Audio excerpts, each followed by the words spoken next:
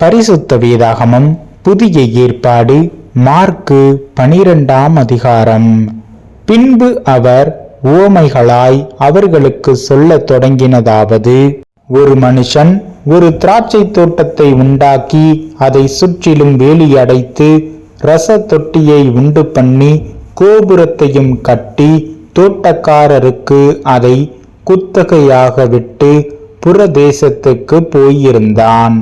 தோட்டக்காரரிடத்தில் திராட்சை தோட்டத்து கனிகளில் தன் பாகத்தை வாங்கி கொண்டு வரும்படி பருவ காலத்திலே அவர்களிடத்தில் ஒரு ஊழியக்காரனை அனுப்பினான். அவர்கள் அவனை பிடித்து அடித்து வெறுமையாய் அனுப்பிவிட்டார்கள். பின்பு வேறொரு ஊழியக்காரனை அவர்களிடத்தில் அனுப்பினான். அவர்கள் அவன் மேல் கல்லெறிந்து தலையிலே காயப்படுத்தி அவமானப்படுத்தி அனுப்பிவிட்டார்கள்.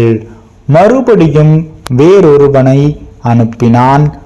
அவனை அவர்கள் கொலை செய்தார்கள். வேறு அநேகரையும் அனுப்பினான். அவர்களில் சிலரை அடித்து சிலரை கொன்று போட்டார்கள். அவனுக்கு பிரியமான ஒரே குமாரன் இருந்தான். என் குமாரனுக்கு அஞ்சுவார்கள் என்று சொல்லி அவனையும் கடைசியிலே அவர்களிடத்தில் அனுப்பினான். தோட்டக்காரரோ, இவன் சுதந்திரவாளி, இவனை கொலை செய்வோம், வாருங்கள், அப்பொழுது சுதந்திரம் நம்முடையதாகும் என்று ஒருவரோடொருவர் சொல்லிக்கொண்டு அவனை பிடித்து கொலை செய்து திராட்சை தோட்டத்துக்கு புறம்பே போட்டுவிட்டார்கள். அப்படி இருக்க திராட்சை தோட்டத்துக்கு எஜமான் என்ன செய்வான்? அவன் வந்து அந்த தோட்டக்காரரை சங்கரித்து திராட்சை தோட்டத்தை மற்றவர்களுக்கு ஒப்பு கொடுப்பான் அல்லவா? வீடு கட்டுகிறவர்கள் ஆகாதென்று தள்ளின கல்லே மூளைக்கு தலை கல்லாயிற்று. அது கர்த்தராலே ஆயிற்று. அது நம்முடைய கண்களுக்கு ஆச்சரியமாயிருக்கிறது என்று எழுதியிருக்கிற வாக்கியத்தை நீங்கள் வாசிக்கவில்லையா என்றார். இந்த உவமை தங்களை குறித்து சொன்னார் என்று அவர்கள் அறிந்து அவரை பிடிக்க வகை தேடினார்கள். ஆனாலும் ஜனத்துக்கு பயந்து அவரை விட்டு போய்விட்டார்கள். அவர்கள் பேச்சிலே அவரை அகப்படுத்தும்படிக்கு பரிசேயரிலும் ஏரோதியரிலும் சிலரை அவரிடத்தில் அனுப்பினார்கள். அவர்கள் வந்து, போதகரே, நீர் சத்தியமுள்ளவர் என்றும் எவனை குறித்தும் உமக்கு கவை இல்லை, அக்கறை இல்லை என்றும் அறிந்திருக்கிறோம். நீர் முகதாட்சண்யம் இல்லாதவராய் தேவனுடைய மார்க்கத்தை சத்தியமாய் போதிக்கிறீர். ராயனுக்கு வரி கொடுக்கிறது நியாயமோ அல்லவோ? நாம் கொடுக்கலாமோ கொடுக்க கூடாதோ என்று கேட்டார்கள். அவர்களுடைய மாயத்தை அவர் அறிந்து, நீங்கள் என்னை ஏன் சோதிக்கிறீர்கள்? நான் பார்க்கும்படிக்கு ஒரு பணத்தை என்னிடத்தில் கொண்டு வாருங்கள் என்றார். அவர்கள் அதை கொண்டு வந்தார்கள். அப்பொழுது அவர், இந்த சொரூபமும் மேல் எழுத்தும் யாருடையது என்று கேட்டார். ராயனுடையது என்றார்கள். அதற்கு இயேசு, ராயனுடையதை ராயனுக்கும் தேவனுடையதை தேவனுக்கும் செலுத்துங்கள் என்றார். அவர்கள் அவரை குறித்து ஆச்சரியப்பட்டார்கள். உயிர்த்தெழுதல் இல்லை என்று சாதிக்கிற சதுசேயர் அவரிடத்தில் வந்து, போதகரே, ஒருவனுடைய சகோதரன் சந்தானமில்லாமல் தன் மனைவியை விட்டு இறந்து போனால் அவனுடைய சகோதரன் அவன் மனைவியை விவாகம் பண்ணி தன் சகோதரனுக்கு சந்தானம் உண்டாக்க வேண்டுமென்று மோசே எங்களுக்கு எழுதி வைத்திருக்கிறாரே. இப்படி இருக்க 7 பேர் சகோதரர் இருந்தார்கள். மூத்தவன் ஒரு பெண்ணை விவாகம் பண்ணி சந்தானமில்லாமல் இறந்து போனான். 2ஆம் சகோதரன் அவளை விவாகம் பண்ணி அவனும் சந்தானமில்லாமல் இறந்து போனான். 3ஆம் சகோதரனும் அப்படியே ஆனான். 7 பேரும் அவளை விவாகம் பண்ணி சந்தானமில்லாமல் இறந்து போனார்கள். எல்லாருக்கும் பின்பு அந்த ஸ்திரீயும் இறந்து போனாள். ஆகையால் உயிர்த்தெழுதலில் அவர்கள் எழுந்திருக்கும் போது அவர்களில் எவனுக்கு அவள் மனைவியாயிருப்பாள்? 7 பேரும் அவளை மனைவியாக கொண்டிருந்தார்களே என்று கேட்டார்கள்.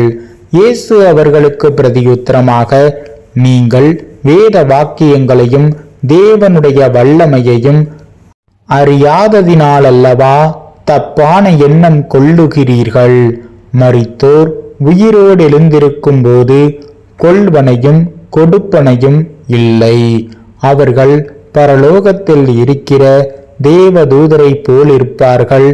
மரித்தோர் எழுந்திருப்பதை பற்றி நான் ஆபிரகாமின் தேவனும் ஈசாக்கின் தேவனும் யாக்கோபின் தேவனுமாய் இருக்கிறேன் என்று தேவன் முட்செடியை குறித்து சொல்லிய இடத்தில் மோசேயின் ஆகமத்தில் அவனுக்கு சொன்னதை நீங்கள் வாசிக்கவில்லையா?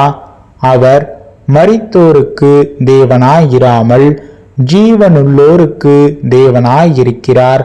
ஆகையால் நீங்கள் மிகவும் தப்பான எண்ணம் கொள்ளுகிறீர்கள் என்றார்.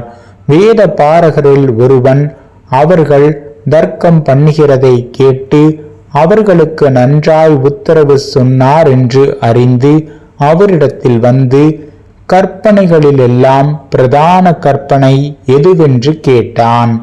இயேசு அவனுக்கு பிரதியுத்தரமாக, கற்பனைகளிலெல்லாம் பிரதான கற்பனை எதுவென்றால், இஸ்ரவேலே கேள், நம்முடைய தேவனாகிய கர்த்தர் ஒருவரே கர்த்தர்.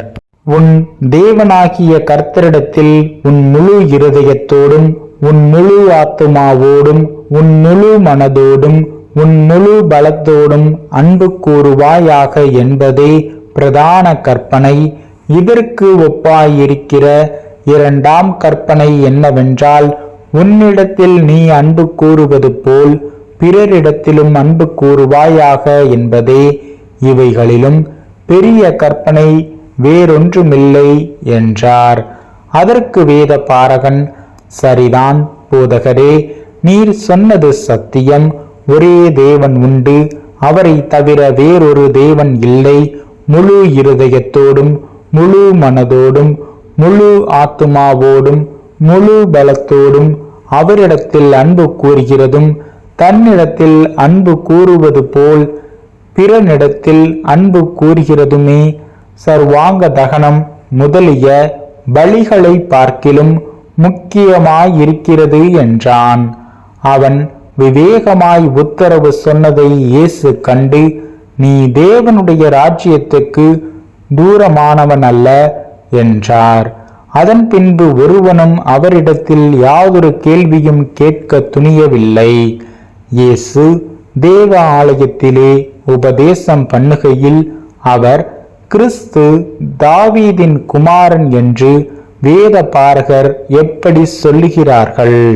நான் உம்முடைய சத்துருக்களை உமக்கு பாதபடியாக்கி போடும் வரைக்கும் நீர் என்னுடைய வலது பாரிசத்தில் உட்காரும் என்று கர்த்தர் என் ஆண்டவரோடே சொன்னார் என்று தாவீது பரிசுத்த ஆவியினாலே சொல்லியிருக்கிறானே.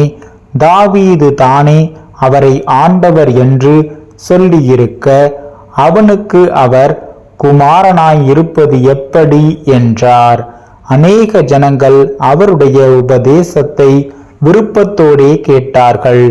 பின்னும் அவர் உபதேசம் பண்ணுகையில் அவர்களை நோக்கி, நீண்ட அங்கிகளை தரித்து கொண்டு திரியவும், சந்தை வெளிகளில் வந்தனங்களை அடையவும், ஜப ஆலயங்களில் முதன்மையான ஆசனங்களில் உட்காரவும், விருந்துகளில் முதன்மையான இடங்களில் இருக்கவும் விரும்பி, விதவைகளின் வீடுகளை பற்றித்து பார்வைக்கு நீண்ட ஜெபம் பண்ணுகிற வேத பாரகரை குறித்து எச்சரிக்கையாயிருங்கள்.